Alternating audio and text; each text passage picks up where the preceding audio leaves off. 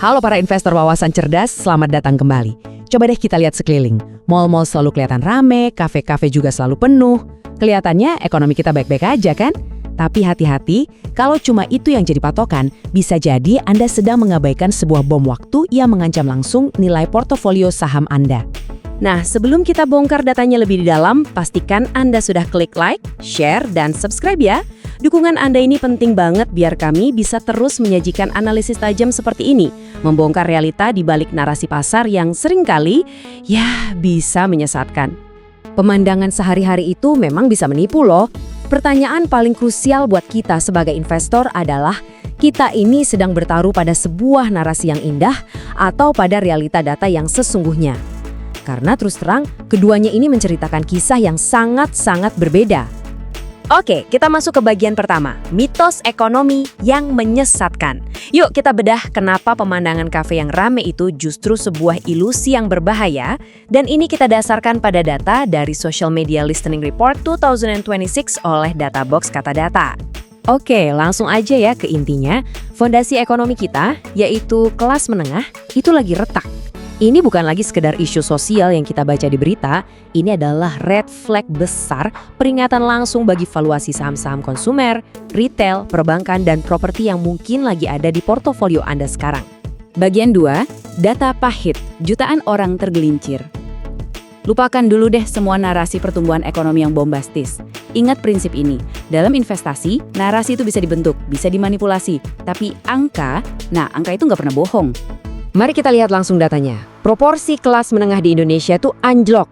Dari 21,4% di tahun 2019, sekarang diproyeksikan tinggal 16,6%. Ini bukan penurunan biasa, ini pergeseran struktural yang signifikan banget dalam waktu yang sangat singkat.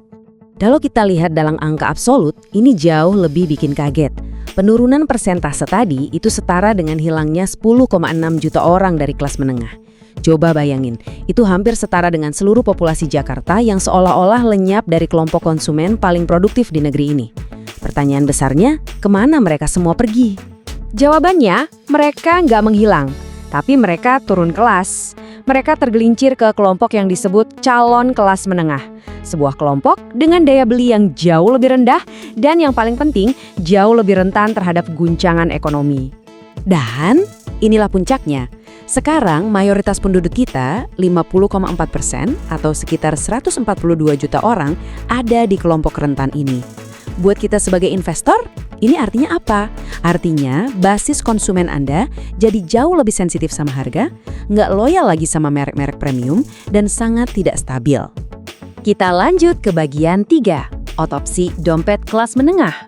Oke, kita udah tahu apa yang terjadi. Sekarang, yuk kita bedah lebih dalam mengapa gaji mereka itu sekarang rasanya cuma numpang lewat aja. Nah, diagram ini menunjukkan akar masalahnya. Coba lihat deh, kalau kita gabungkan kebutuhan harian dan cicilan, itu totalnya udah hampir 60% dari gaji langsung lenyap setiap bulan. Porsi untuk nabung dan investasi yang cuma 19,3% ini adalah sinyal jelas bahwa kemampuan masyarakat untuk beli produk investasi atau properti baru itu makin terkikis. Dan ini bukan lagi angka dari analis loh, ini adalah jeritan nyata dari dompet para konsumen kita. Sentimen gaji numpang lewat ini adalah cerminan dari rasa frustrasi kolektif yang bisa kita temukan di mana-mana. Di media sosial, di obrolan warung kopi. Ini nyata. Dan rasa frustrasi ini bisa diukur. Ketika 62,4% percakapan publik soal ekonomi itu nadanya negatif, itu bukan lagi sekedar keluhan biasa. Ini adalah sinyal bahaya bagi emiten-emiten yang kinerja sahamnya sangat bergantung pada sentimen dan kepercayaan konsumen. Oke, sekarang kita sampai di bagian paling krusial. Bagian 4, peringatan merah di portofolio Anda.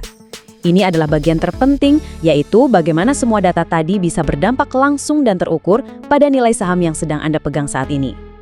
Ingat angka ini.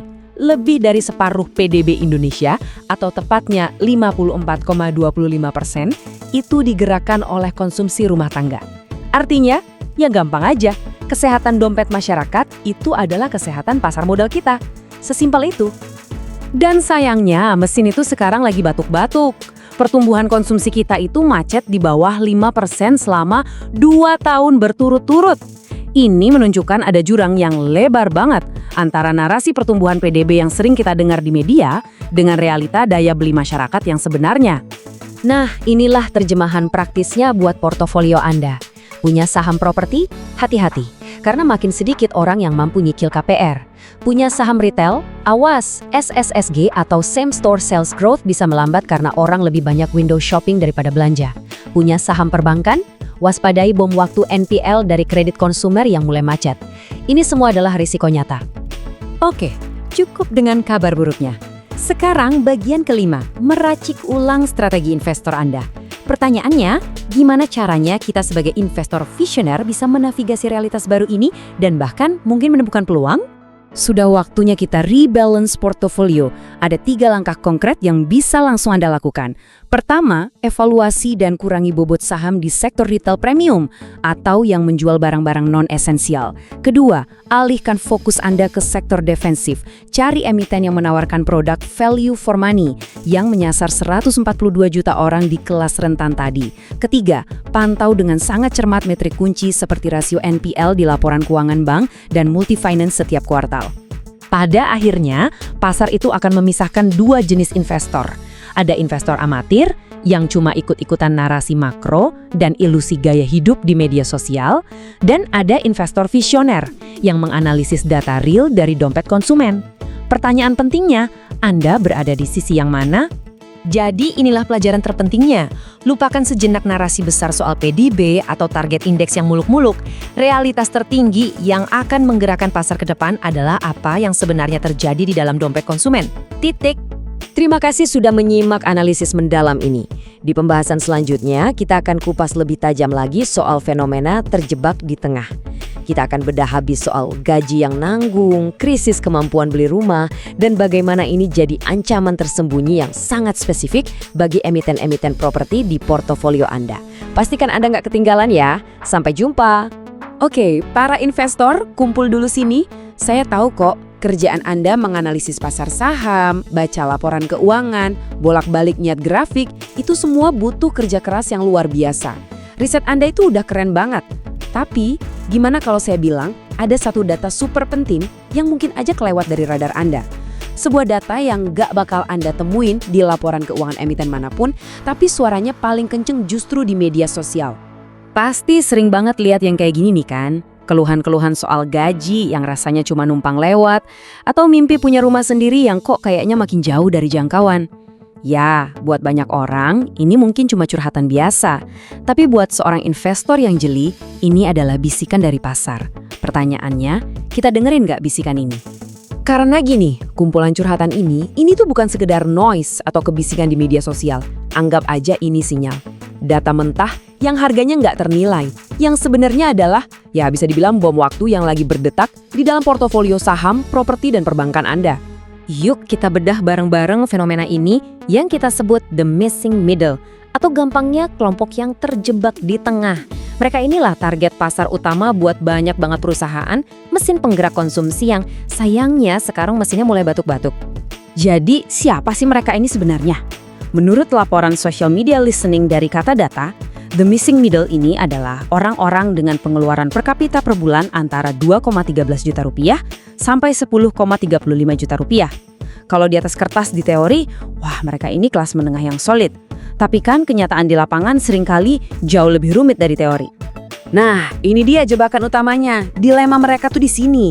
Penghasilan mereka dianggap kegedean buat dapat KPR subsidi dari pemerintah. Gak lolos. Tapi di sisi lain, penghasilan yang sama itu rasanya kekecilan banget buat ngejar harga properti komersial yang naiknya udah kayak roket. Jadi, ya, mereka kejepit di posisi yang serba salah. Maju kena, mundur kena. Coba kita lihat struktur pengeluaran mereka. Ini nih, yang nunjukin semacam kemustahilan matematis. Lihat deh alokasi anggarannya. Hampir 60% pendapatan mereka itu udah kekunci buat kebutuhan harian sama bayar cicilan utang yang udah ada. Artinya apa? Sisa uang mereka tipis banget. Boro-boro nabung buat DP rumah ratusan juta, itu udah kayak mimpi di siang bolong. Kondisi ini makin parah karena banyak dari mereka yang terjebak di single income trap. Maksudnya, banyak keluarga di kelompok ini yang cuma ngandelin satu sumber pemasukan. Ini bahaya banget karena jadi rentan luar biasa sama guncangan apapun. Kena PHK, potong gaji, atau bahkan harga-harga naik dikit aja udah langsung goyang. Buat emiten, ini artinya target pasar mereka berdiri di atas fondasi yang rapuh banget. Oke, sekarang kita pindah dari definisi ke bukti nyata. Ini bukan lagi soal anekdot atau katanya-katanya ya. Ini adalah data keras, data beneran yang kerekam dari jutaan percakapan di dunia maya. Di platform X atau yang dulu kita kenal Twitter, sentimen negatif soal tekanan ekonomi di kelas menengah ini angkanya jujur aja bikin ngeri, 69,1%. Angka setinggi ini didominasi sama obrolan soal susahnya beli rumah dan gaji yang gak seimbang sama biaya hidup. Dan ternyata ini bukan anomali, tapi udah jadi pola. Kita lihat di TikTok, cerminannya sama persis, dengan sentimen negatif nyampe 59,3%. Ini bukti kalau keresahan ini bukan cuma milik satu platform, tapi udah jadi kegelisahan kolektif, udah meluas kemana-mana. Dan kalau kita coba bedah lagi, kita intip apa sih yang sebenarnya ada di pikiran mereka? Kata-kata inilah yang paling sering muncul. Rumah, gaji, harga, biaya. Ini bukti yang nggak bisa dibantah lagi. Kalau tekanan finansial, terutama soal punya rumah, itu jadi isu paling utama buat mereka. Nah, sekarang kita sampai ke bagian paling krusial buat Anda para investor. Semua ini artinya apa buat saham-saham yang Anda pegang? Gimana krisis diam-diam ini bisa jadi ancaman yang sangat nyata buat portofolio Anda? Poin kuncinya adalah ini, dan ini tolong digarisbawahi. Fenomena the missing middle adalah sinyal bearish jangka panjang buat sektor-sektor kunci di pasar modal kita. Ini bukan lagi sekedar sentimen, ini adalah pertanda awal dari perubahan daya beli yang fundamental. Coba kita pecah ya risikonya biar lebih kebayang. Buat sektor properti, emiten yang fokusnya di rumah kelas menengah, kisaran harga 700 juta sampai 1,5 miliar, bakal menghadapi serapan pasar yang lemah banget. Kenapa? Ya simple, karena target pasarnya udah gak punya duit buat beli. Terus buat sektor perbankan, pertumbuhan kredit KPR yang selama ini jadi mesin laba utama bisa-bisa mandek. Kalau kelas menengah aja nggak mampu beli rumah, siapa lagi yang mau ambil KPR? Ini bukan lagi soal potensi pertumbuhan, tapi soal potensi stagnasi atau bahkan penurunan.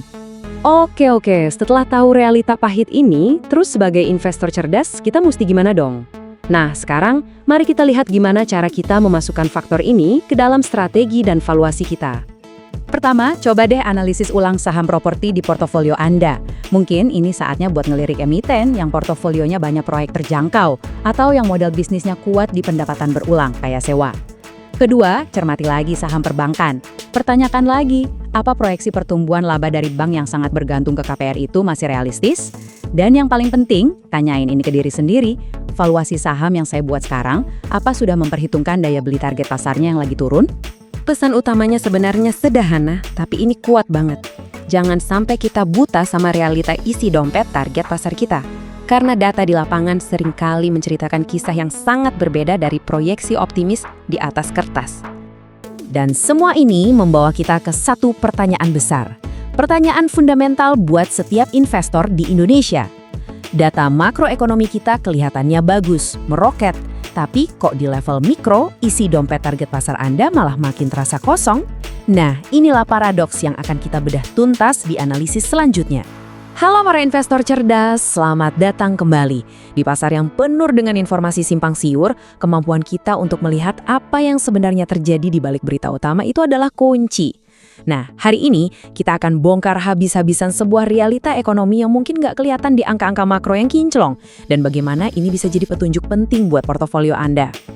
Oke, ini dia nih paradoksnya. Di satu sisi, laporan produk domestik bruto atau PDB kelihatannya bagus banget, seolah-olah ekonomi kita lagi lari kencang. Tapi, di sisi lain, coba deh kita rasain di lapangan. Dompet konsumen yang notabene target pasar utama perusahaan-perusahaan di bursa, kok rasanya makin tipis ya? Jadi ada apa sebenarnya di antara dua realita yang kayaknya bertolak belakang ini? Oke, pertama-tama, untuk bisa ngerti celah ini, kita harus kenal dulu, siapa sih sebenarnya mesin penggerak utama ekonomi Indonesia? Karena nasib kelompok inilah yang paling menentukan kinerja portofolio Anda.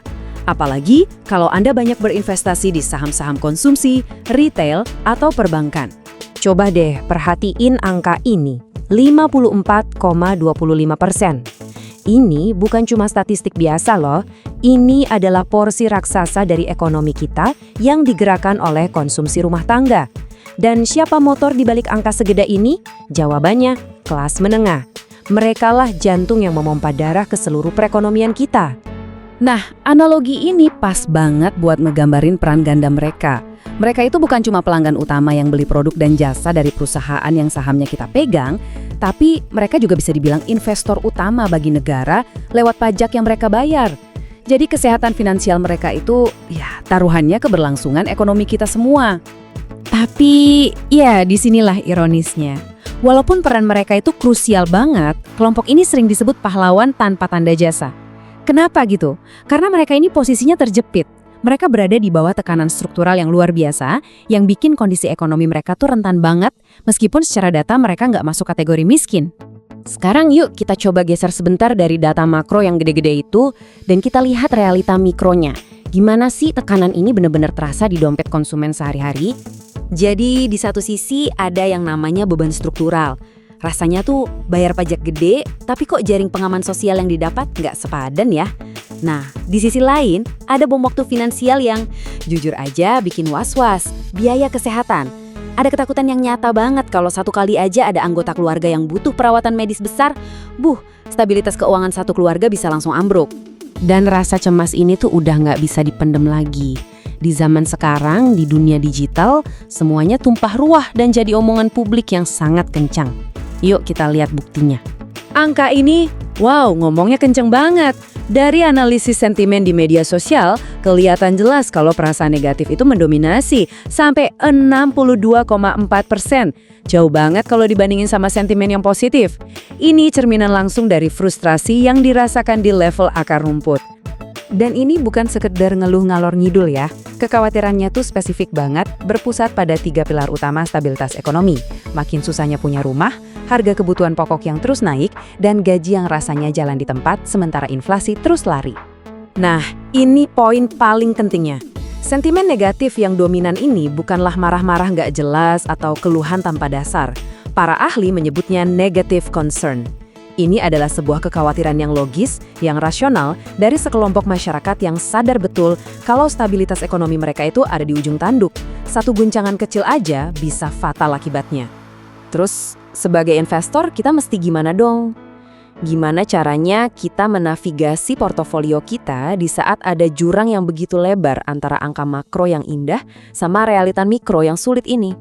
Anggap aja semua data yang kita bahas tadi sebagai sebuah reality check. Ya, ini reality check buat kita semua. Ini memaksa kita untuk berhenti menelan bulat-bulat narasi indah dari angka PDB doang. Kenapa? Karena ingat, laba perusahaan di portofolio Anda itu nggak dibayar pakai angka PDB, tapi dibayar pakai uang beneran dari dompet konsumen. Artinya apa? Kita perlu kalibrasi ulang strategi kita. Langkah pertama, jangan lagi terbuai hanya oleh angka PDB. Langkah kedua, lakukan analisis dompet. Coba pahami lebih dalam, target pasar emiten Anda itu beneran masih mampu belanja nggak sih?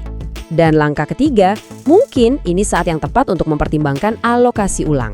Lirik lagi sektor-sektor yang lebih defensif atau perusahaan yang menjual kebutuhan pokok. Oke, sebelum kita tutup, penting banget untuk diingat ya, pembahasan kita hari ini tujuannya murni untuk edukasi, untuk membekali Anda dengan sudut pandang yang lebih tajam sebagai investor. Ini sama sekali bukan rekomendasi untuk menjual atau membeli saham tertentu. Pada akhirnya, setiap keputusan investasi tetap menjadi tanggung jawab Anda sepenuhnya. Teruslah berpikir kritis dan berinvestasilah dengan cerdas.